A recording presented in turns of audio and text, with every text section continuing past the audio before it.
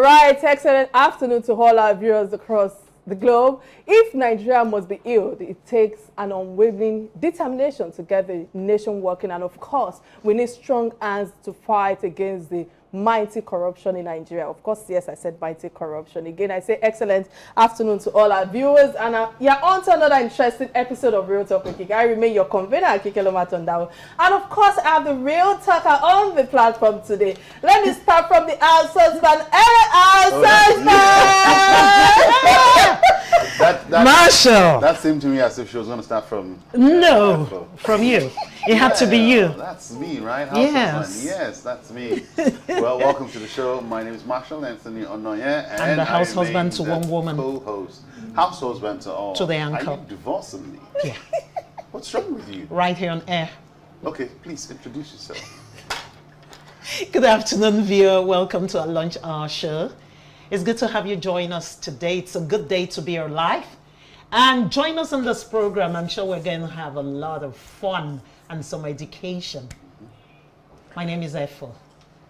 All right, on this day, exactly 3 years ago, our prime sponsors was cleared of some allegations, and of course, Nigerian Breweries is one of our sponsors who was cleared from its brand name and operation of the allegation in Kaduna. And let's find out more on this actual allegation that happened exactly 3 years ago. Stay with us. We'll be right back.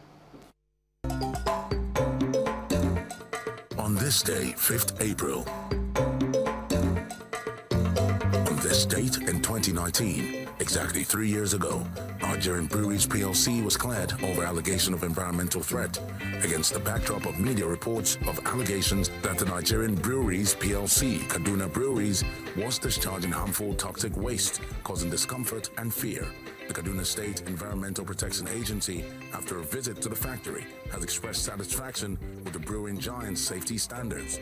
KEPA General Manager Lawal Jibrin told newsmen after an inspection of the factory that nothing going on at the brewery is harmful. He said, as far as we're concerned, we went round and there's no threat to life. We've gone to the discharge point and taken samples. We've gone to take samples, no nuisance to environment. What we have seen from the water discharge to the community is that fish can survive in them. In pond using same water, which means that it can't harm life.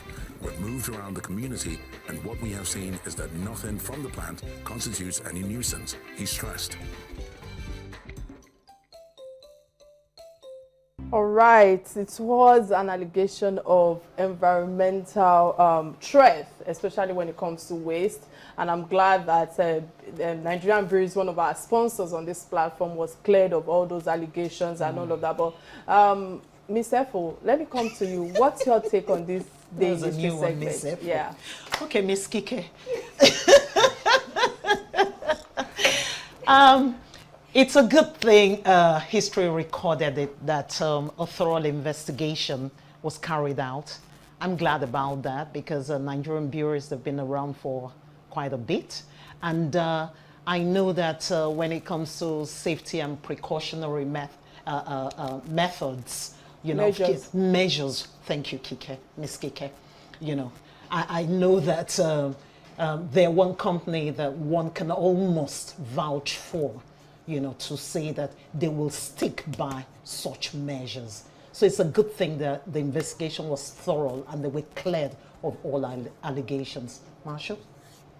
Yeah, well, good thing that Nigerian Breweries rose to the occasion to, you know, clear the air on that. Some companies wouldn't even budge.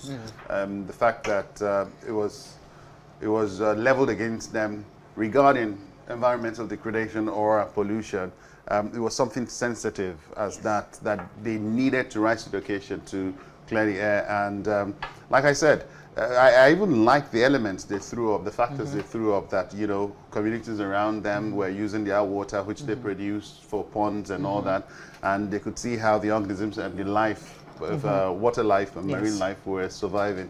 That was very good elements there. All right, on Real Talk with Kike, I have placed the mandate on many shoulders, or will I say my shoulders, to bring my viewers and the rest of the public on the series on Real Talk with Kike, that I'll be educating them, but also provide direct contact narration to stakeholders, politicians, and of course leaders that will help the aims of affairs in the country or in this country, Nigeria, and we are not relenting on our promises, and we have decided to bring another big wink to the disruption of Nigerian politics. And on this show today, it is time to meet another presidential aspirant who is ready, or like I say, who wants to be in Buhari's seat come 2023. And as a human rights activist and a pro-democratic campaigner, that's what I would like to refer him as.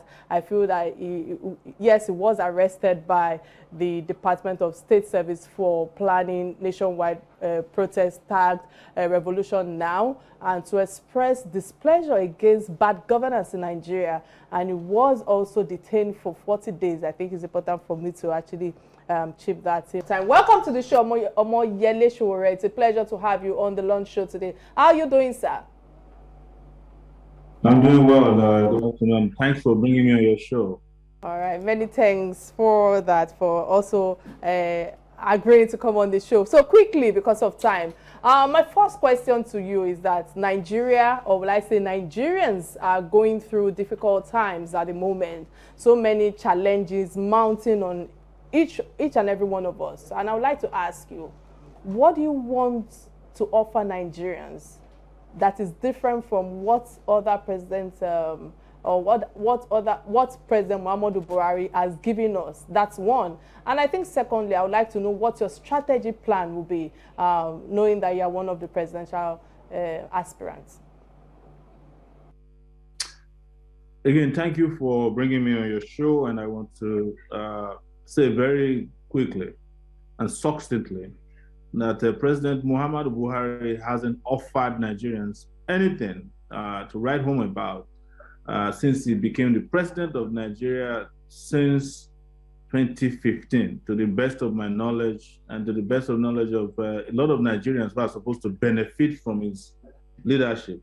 None of the promises he made when he came to power has been fulfilled: to fight corruption, to give Nigerians a better economy, and to strengthen or ensure that Nigerians are safe and secure in their homes, on the roads, in their schools, and everywhere.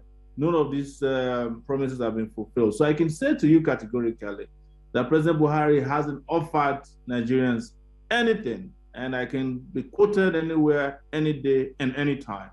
And I should say that when it comes to me, I have been running, this is my second time, and I was one of the persons who ran in 2019, and I wish Nigerians were perceptive enough to have voted for me in 2019.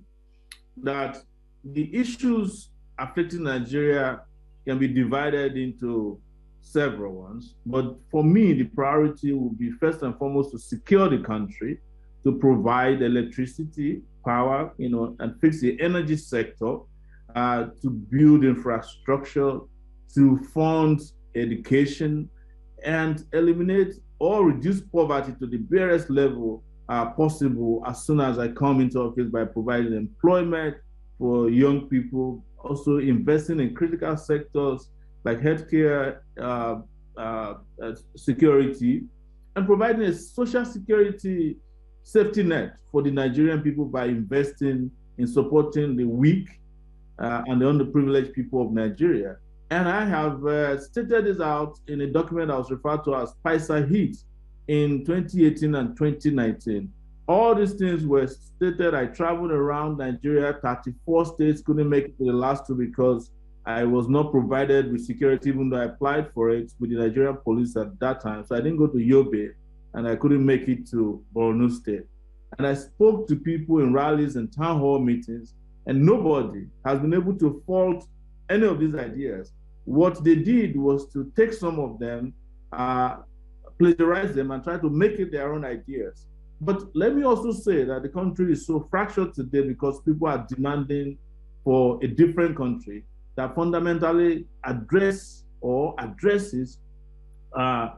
the basis for existence of the country and of the constituents of the country. And to that extent, I would say before you jump on that I intend to bring about a brand new constitution for Nigerians. The constitution we have now is a fraudulent document put together by the military It did not have the imprimatur of the Nigerian people. We need one now that can be called a Nigerian constitution made by the people of Nigeria and adopted via a referendum.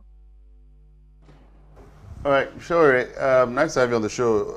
In 2019, when you contested, one of the things I took you up on was the fact that you had pushed for upping the minimum wage from what it was to over 100,000 naira, and you gave several reasons owing to how robust you thought the Nigerian economy is.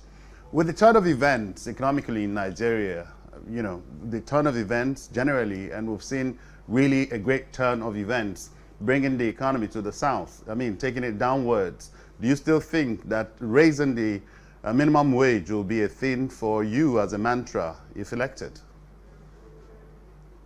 Yes, I am not dealing with the statistics given to you by economists. I'm dealing with the statistics of survivor, that there's no Nigerian worker that can live off of a minimum wage of 30,000 naira. The easiest way to look at it and to break it down to our level is to look at how much everybody needs to eat per day if you're a worker. If you eat 500 naira food, I don't think it can take you to work and back. So let's assume you eat 1,000 naira, you're starving yourself. That means in 1 month, you will have spent your entire salary on food alone. How about medicine? How about transportation? How about rent? How about your children's education? And we do not have in any part of the welfare for workers provisions for social security safety net for these workers. So at this point, and with the value of the naira highly devalued and devastated, I think it's about 600 naira to a dollar today. I don't think we should even be talking about 100,000 naira. How do you expect a policeman who is going to protect you to earn 100,000 naira a month and you don't expect him to carry a gun and waylay you and extort money from you? Is the reality that I'm talking about. I'm talking about the living wage. And that living wage for me has to progressively be addressed if we want to have a society in which you can call workers, not slaves. Okay. Mr. Sowore, it's good to have you join us on this program. Thank you. I heard you talk, and I think Nigerians are just bedeviled with a lot of rhetorics. So we're talking about you're going to do A, B, and C. My question to you now will be the how. Where are these funds going to come from? Saying that presently, the present day Nigeria is so indebted. So where will the funds come from to carry out? Thank you very much. Nigeria is indebted to bad habits and irresponsibility. It is not indebted to those things that will make life better for the citizens. I give you one strict example. The body they call AMCON. AMCON is the body that is responsible for buying out loans, from bad loans from banks, taking them over, and ensuring that they go after the defaulters. What AMCON 1 did, AMCON was the first time it was started. I think it was under the Yaradua Jonathan regime. Whenever it was started, I cannot recall now, was to absorb the loans, bad loans of 150 irresponsible rich people in Nigeria. They bought up the loans of them. They took over the loans. They went after some of their assets, but they were grossly undervalued. During AMCON's existence or work, it found out that one rich man had used a bridge built by the government as a collateral for his loan. Several of them did not. But where I'm going is that AMCON 1 took over 4.3 trillion naira worth of debts from Nigerian business rich people and absorb it, make sure that they give them a fresh lease of life. And now they are back. They are back with their private jets. They are buying houses. They are sending their children to good schools. Whereas our 100,000 as of 2018, 2019, if paid to workers as minimum wage, could have only led to 1.7 trillion naira more added to the wage bill of the country. You tell me, who would you rather invest in? The businessmen, the so-called rich people who went and bought private jets, lived lives that they couldn't live, fake lives, that Nigeria had to take over their loans, or the Nigerian workers who are toiling 5 days a week, who want to send their children to school? Which one would you rather do? I give you another example. Recently, the NNPC, on its own, imported bad fuel. Vehicles were ruined. Several damages were done to businesses. And what did they do? They told you and me, that they're going to spend millions of dollars to clean up the fuel that they imported wrongly into the country. The fuel they knew was polluted before they brought it into the country. So I will give you one last example, because I know you need to go further and ask more questions. It was that we found out in 2019, and obviously after that, oil companies, the national oil companies, were owing taxes up to $62 billion that they had not paid to Nigeria to today. Mr. Femi Falana wrote a letter to the Attorney General of the Federation, wrote to the President, wrote to everybody that we should collect at least some of these taxes back. What is our annual budget? Maybe around $50 billion. And here you have IOCs, international oil companies owing Nigeria. They did not deny it, 62 billion. If I'm president, I would like to get my 62 billion naira, invest into the country. I can pay ASU with that, because that's more than a year budget for Nigeria. Can invest in education, invest in infrastructure, monies that are legitimately owed to you. Because if you're the ones owing the oil companies $62 billion, they will shut your economy down. But here they are owing you. So there is money. Our problem is that, like I said, we have bad habits, and also we have incompetent people in place, people who are compromised, who are in bed with those who are responsible for this rot, who don't want to invest in the country. And each time you ask them to do something good for the Nigerian people, they tell you, where would you find the money? But where do you find 14 million naira per month to pay a senator, but you can't pay 100,000 naira to workers? These are legitimate questions that we must answer, and keep pretending that, oh, there's no way this country can function except workers suffer, except Nigerians settle for less. I'm saying that time is over, and we have somebody who has figures, facts, to speak to these issues in the interest of Nigerian people. All right, many thanks, Omoyele Sowore, for all your submission thus far. And talking about being compromised, I feel that our insecurity levels have reached unbearable heights, and those terrorizing us have become emboldened. I must ask you, what's your outlook to tackling insecurity and putting an end to this insurgency that we have in the country? So, first, I must say to you, and this is something that may be hard to accept, but it's true. Before you can secure a country, you must have a competent commander-in-chief of the armed forces. Nigeria is missing in that arena. And secondly, you also have very, very incompetent army generals leading a war of survival and existence in Nigeria today. I am not the one who has been saying it alone. 3 days ago, Governor El-Rufai of Kaduna State was saying that they have enough intelligence, they know where terrorists and bandits are located, but the army refuses to go there. Last week also, a member of the House of Rep, I don't remember his name now, said that he spelled out how much had been spent over 4 years on the Nigerian army alone, and the lowest was 400 billion naira. And out of that 400 billion, maybe they were spending like 62 billion every year on capital projects. At this point, it has reached 500 and something billion naira. What are they doing with it? They are buying motorcycles and refurbishing them and reprogramming them to go and fight terrorists instead of buying armored tanks. These generals need to give way to competent hands in the military. As a matter of fact, because of the corruption that is happening in the military, they have refused to promote over 5,000 junior officers, because the generals love this war because it is their biggest way of making money. Over 5,000 officers who are supposed to have promoted, their promotions are stalled. So you have an army or security forces that are just subjecting its cadre to harm because of corruption. The same thing applies to the Nigerian police. The Nigerian police has been reduced to carrying plates for wives of politicians and their side chicks, whereas they are supposed to be in charge of the internal security of the country. I live in Abuja.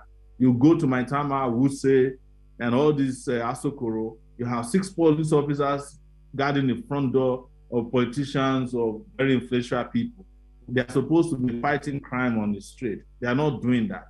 So a proper handling of our security agencies, proper investment in training, motivation, and welfare of these security agencies, and flushing out of the bad eggs will improve security by over 70% immediately. But you have to have a commander-in-chief who can command anything at all, not the one that's limbed up now for over 7 years. Apologies, Marshall. Quickly, before we go on a quick break, I want to quickly ask you this question. I would appreciate if you can answer in 1 minute. As an activist, you have mentioned that when you get into the presidency, you will free political prisoners and go after the corrupt politicians like Saraki.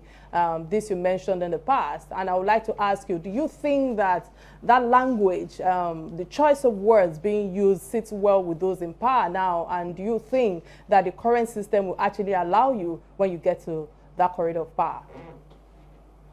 We have been using words that sit well with corrupt political class since 1960. Where has it taken you? It is time now to tell them the truth so that they know what to prepare for. I am here as a person who has been detained for several months. By the way, to correct you, I was not detained for 40 days. I was detained for close to 5 months, and I didn't see sunshine. I was in solitary confinement for most of the time I was detained. So saying that the justice system will catch up with those who have been changing the Nigerian people is not wrong choice of word. It's just telling the truth and letting them know that the notice is there when the time comes for them to account for what they did with our resources. And there's nothing wrong for a country to recoup his stolen wealth from those who stole them, considering the fact that they have physical assets that they can't explain. And it is not just wrong to give back to Nigerian people what was taken from them.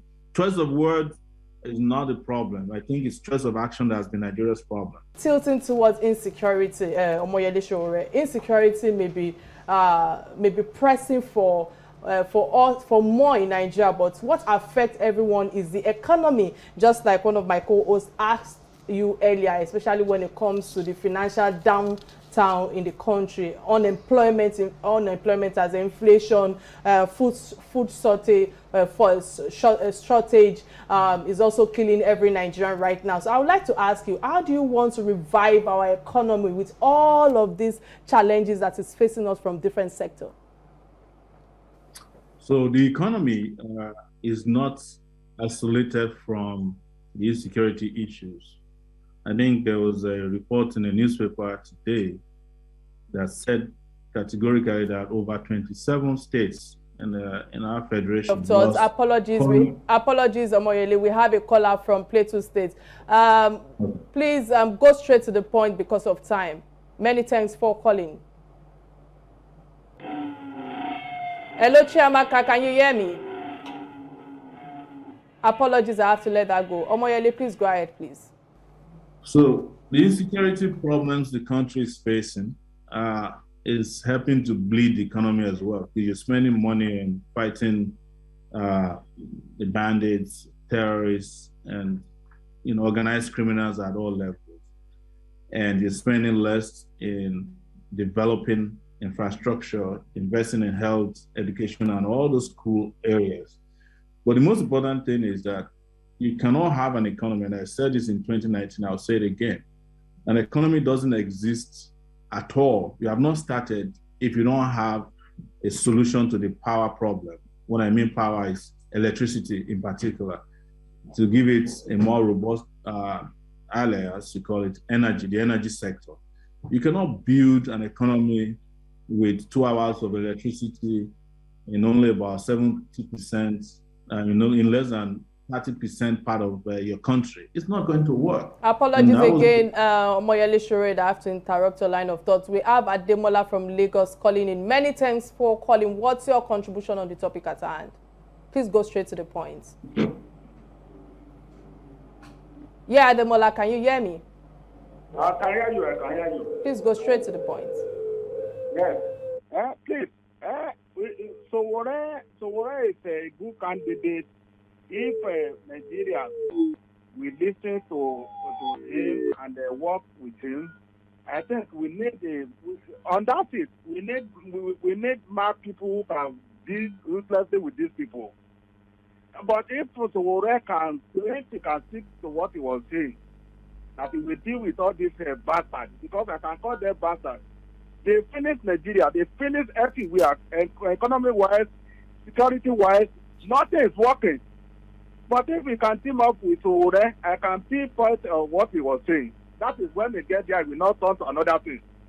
Because it's one thing for him to come to the station and be giving us all these details.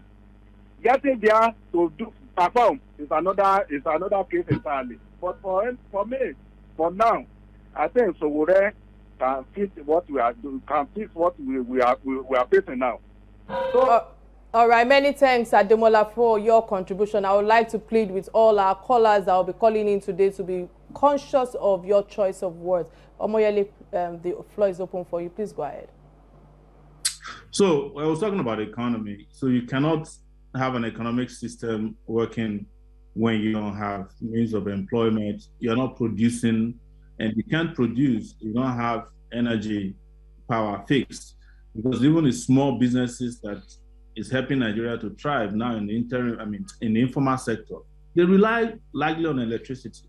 But how do you compete if you are making textile, for example, with the Chinese, who are also making textiles now, but have electricity, and you have to rely on diesel? And diesel at this point costs almost 700 naira per liter.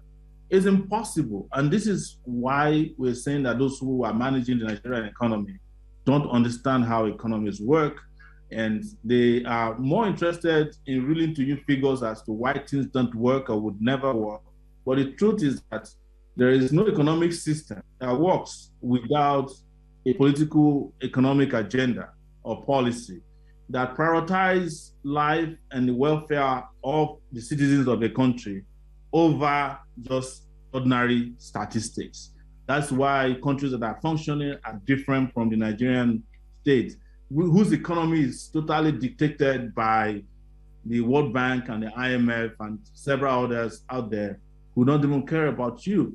And we're saying that if you fix power as a priority in your first 4 years in Nigeria, where you can take the output of the power sector from 1,500 megawatts that you have now to at least 24,000 megawatts that they did in Egypt over the same period of time with Siemens, that we tried to sign a contract with that was never implemented for 3 years. Omoyele, I need to quickly ask you this question because I know my co-hosts are also waiting on to ask you more questions.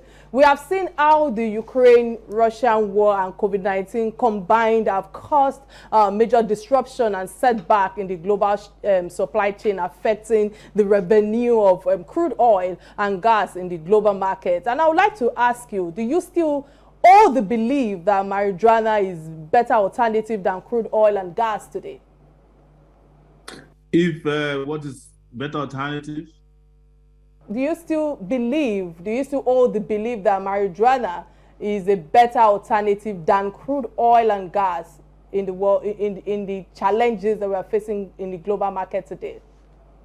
You are talking about cannabis, which some people call marijuana, some people call it hemp. About a few days ago, the U.S. finally legalized marijuana. And it is expected that they make $100 billion just from licensing alone in the U.S.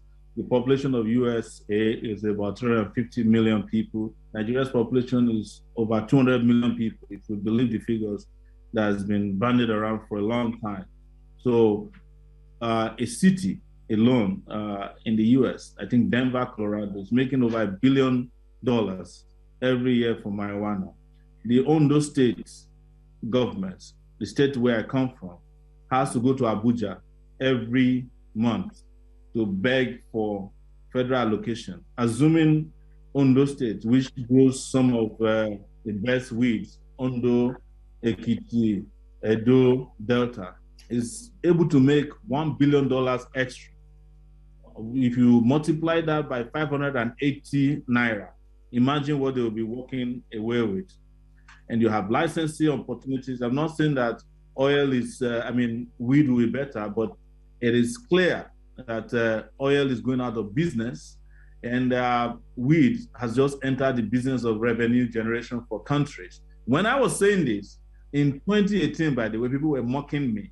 And imagine now, almost all the countries in the world, including those countries that have very strong religious convictions, have legalized weed, because weed, cannabis, or hemp, as you call it, has so many uses, medicinal, that we shouldn't wait in Nigeria for them to be imposing and importing their weed to us before we start making use of our very great weed from here. The same way our oil is the best in the market, the sweet crude, as they call it, it's probably the way our weed, our cannabis, will be the best in international market.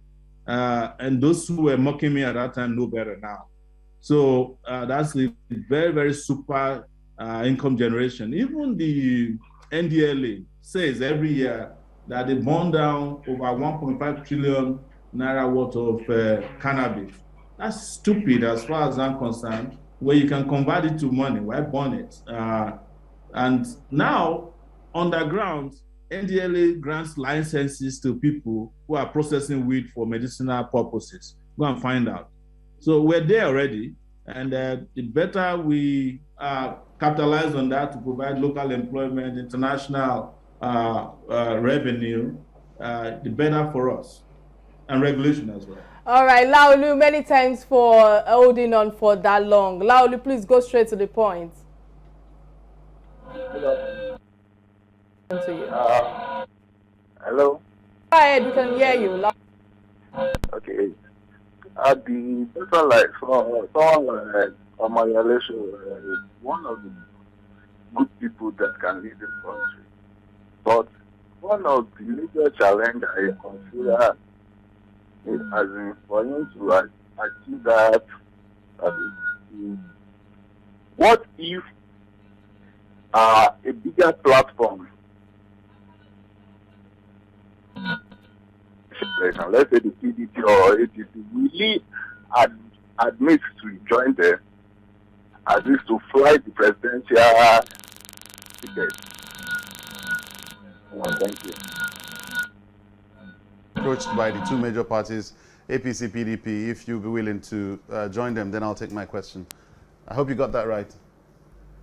Yes, I'm not willing to join them because these bigger platforms have been sold to the highest bidders, and they've also sold their soul. I cannot imagine myself appearing carrying a flag of a party that stole $16 billion meant for electricity, or another party that has legitimized corruption, same as the old, and also legalized banditry and terrorism as of today. And by the way, what is the difference between APC and PDP? All the major positions in APC was recently taken over by former PDP operatives. So we have to go in a different direction at this time. Omoyele, something fascinates me about you, your person, in the whole race for presidency. The fact that, and I'd like to pick your brains on that, the fact that you've been someone that's been clamped down on, you're from the media angle, then clamping down from the government, the revolutionary angle, the clamping down as an activist, and then you've been detained, incarcerated. I'm just wondering what goes through your head that if you gain power, or if you gain that seat of power, what you will do to change the absolute power given to the presidential authority to clamp down on media houses, media practitioners, and activists like yourself. You know, that's the advantage. Clamping down on me did not start from 2019. Most people didn't know that I spent 6 years at the University of Lagos because I was expelled twice under Babangida and Abacha. I was attacked using courts So I understand fundamentally what is human rights and the way and the need to preserve it. And I'm a living witness to the kind of unconscionable abuse that media practitioners face, because I get attacked on a regular basis by trolls, by individuals, by government. I get litigated against just for things I didn't even do. About 3 weeks ago, one billionaire set up the Nigeria police to arrest me for stories on Sahara Reporters. And I haven't been working at Sahara Reporters since 2018 when I started to run. But they still victimize me. They don't go after the owners of the other major newspapers and TV stations and radio stations, even though they are privately owned. You don't go after the Director General of the NTA if they say something against an individual, but they target me. I'm their personal target. And having been targeted this well and so much, I understand what it means to be targeted. I know what it means to stay one night in jail, in a prison cell in Kuje here. I spent the night for an offense I didn't commit. They broke my nose. As you can see, the scar is still there. They shot me in this Abuja for attending a peaceful protest. And as you know, my younger brother was assassinated on the highway coming from school last year. So what haven't I?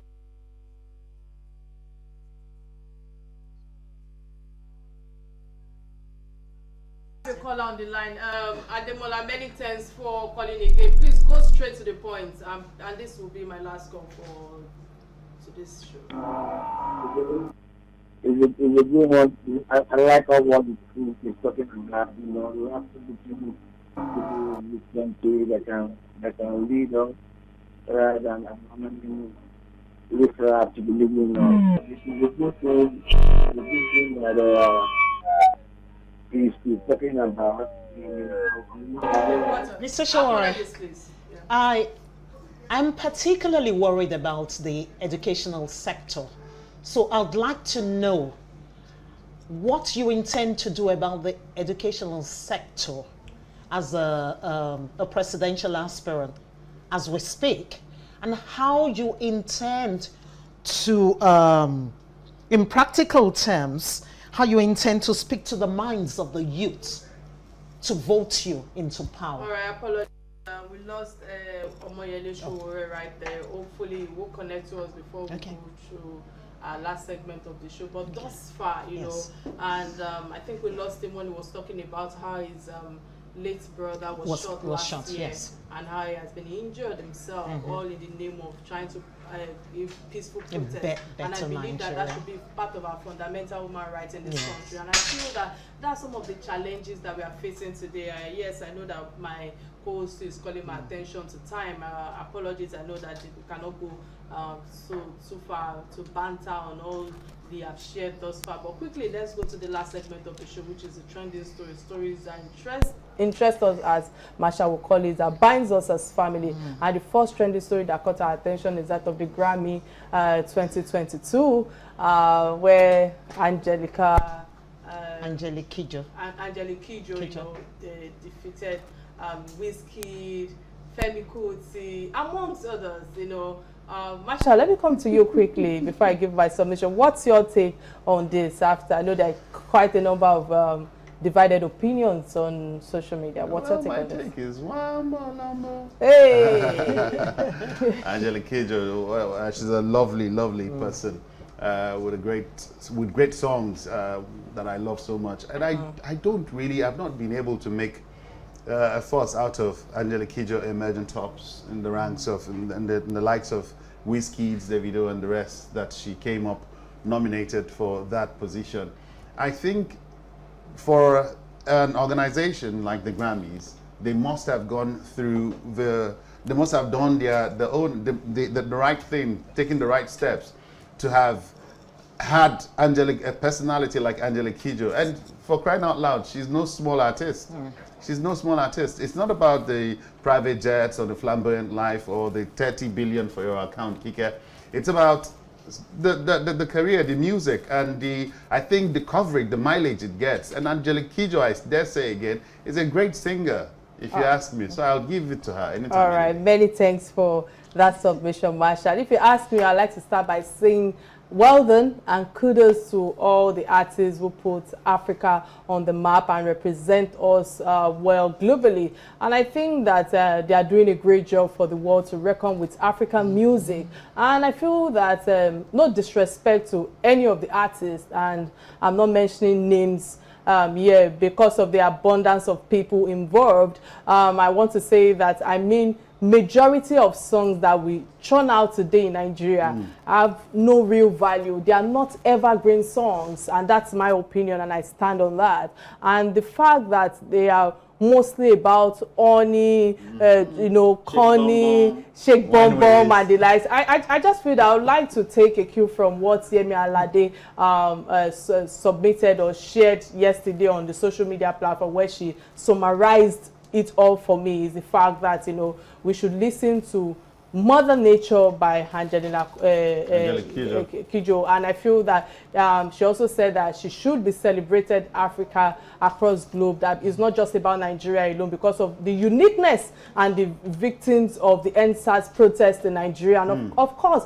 more importantly, climate change. And I think that these are all the real challenges and problems affecting Africa today. When you listen to Omoyele Sowore share some of his challenges, look at how his brother, his late brother, was shot. You know, I mean, you know, and these are the things that I feel that the world needs to understand, that the world is moving into content and value. It's a lesson for our artists and entrepreneurs. If you want to ask me, we should have a culture that we are not just going to be objectifying the women or talking about making money, or how will I put it now, having as in living all this extravagant lifestyle that has promoted our young ladies into prostitution, if you ask me, that has promoted Yahoo boys and ritualists. And those are the challenges that we are facing today. You will hear every young person on the street will hear, oh, I want to blow. What's the meaning of I want to blow? I really do not understand, because they do not understand what consistency means. They do not understand that it's a step at a time. When you also listen to our guests today, this struggle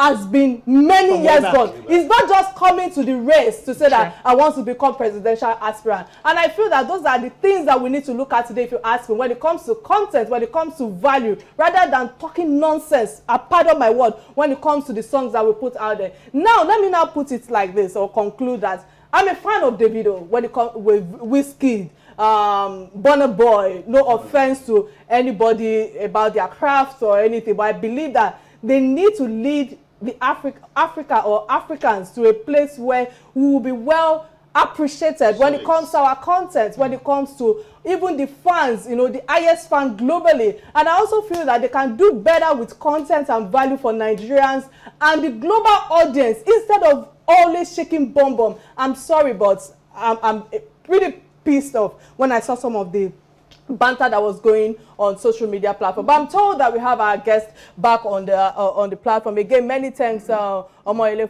Sowore, for connecting back to us. You know, but because of time, let's go on. What's your take, Antefo, on this Kidjo? I'll dare say she's an icon, and for me, she replaces Mama Africa, Miriam Makeba. So she's if she wins, Africa wins.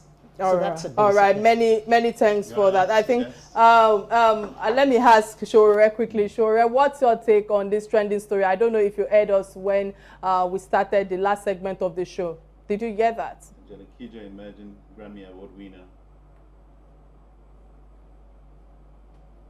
All right, I think it cannot connect to us. So the second trending story that caught our attention also is that of the religion and politics that is being played by the Imam Sheikh for criticizing Buhari over rising killings. And therefore, let me come to you quickly. I'm hoping that we would have connected the audio to our guests, because I would like to hear his submission on this. What's your take on this? I would say that Sheikh Khalid has spoken his truth.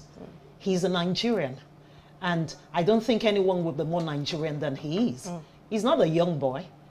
He knew when Nigeria was working, and he knows now that Nigeria is not working. So he has spoken his truth. And I dare say, if this current government, they do not like criticism. I don't know what they're afraid of. Do you understand? We see the killings going on in our country. Never in my entire existence have I seen Nigerians slaughtered. Slaughtered. Even chickens are not slaughtered the way Nigerians are slaughtered. All right. And somebody comes out to speak his truth. He didn't only address the government, he addressed the homes, the parents, the homes, that everything he addressed. So why did they single out the government? All right. These are the closest people. The clerics are the closest people to the ordinary Nigerians. Since our government is not accessible, the poor ones go to them. They hear from, they know the pains that the people go through. So he was in the best position to speak on this issue. All right, and so for many thanks for that. If you ask me, I don't see anything wrong in what Sheikh Nura said. You know, I think that the problem with our country today is who will, you know, bail the cats. If you ask me, you know, no one is ready to take responsibility, even to lend voice against the oppression and injustice, and people are being bullied into silence, and that is also part of the challenges that I've seen with our guests today. So for how long will we continue like this is a question that comes to mind. You know, why is it that when it comes to our Muslims, you know, they are being sacked, you know, because I feel that the GO speaks against the government every day. Pastor Oyedepo, Pastor Tunde Bakare, the list goes on. You know, Nigeria doesn't belong to one person, and this is the reason why I feel that they unpick people to place in the corridor of power today, because of all the things that we are facing today. We don't want them to speak. They don't, you know, they really don't want people to speak against them. They don't want people to lend their voice or to tell them that they are wrong. There are many imams around the president, I feel, that should have called the leaders to Buhari to action, to call his attention. But if these people if they keep telling him that, oh, what he's doing is good because they are paying lip service, perhaps we won't be, you know, things will keep getting worse, and that is the issue that we are facing. However, I like the fact that he was given another appointment. He said that the pulpit is where the cleric like him can talk to the public and make difference. And the imam himself, one of the things that I like or appreciate about him is that he's very articulate, you know, and he's well read. I like the fact that he lent his voice in the shenanigans going on in this country. And I feel that most times when we hear the Muslim, what comes to mind is that they are illiterate, they are uneducated, or they are terrorists. So seeing a Muslim lending his voice, you know, and in that place where you expect us to actually embrace, which is part of the foundation that we are talking about. But quickly, Omoyele Sowore, what's your take on this trending story that caught our attention? Hello, are you there? Okay, I think we lost Omoyele Sowore again. We cannot. Okay, we cannot hear him. With that, Macha, what's your take quickly on this story? You know, and I stand strongly behind what both of you have said. And the good thing is he's gotten another appointment, and I hope that he continues to speak against the ills in government, and hopefully he doesn't end up, you know, being and I think he intends to. But he intends to, because strongly behind him. Thing, we need more of those. History is going to vindicate him. History will be kind to him. All right. Apologies. Sowore, quickly, can you hear me? This will be the last message from you. Hopefully, can you hear me? I need to call. Omoyele, can you hear me? Okay, he can hear us, but we can't hear you. Okay, he can hear us, but apologies, we can't hear him. I think that we've come to the end of another edition of Real Talk with Kiki, and indeed we had an awesome show today, courtesy our resourceful guest, Omoyele Sowore. Many thanks for honoring my invite, and of course to my co-host, The Real Talkers, many thanks for lending your voice. I pray that with what we do for Nigeria, our country to become a better place, God in His infinite mercy will reach us to in abundance of joy Thank you very peace. much for that. I'd also like to tell our viewers that they should keep talking, keep the conversation very real. This is our country, so I mean, let's fix this country. We don't have another country, so we must fix Nigeria. On that note, see you on Thursday, but you can catch me live on Inspiration FM 92.3 by 5 p.m. tomorrow. Thank you. Bye-bye. See you next.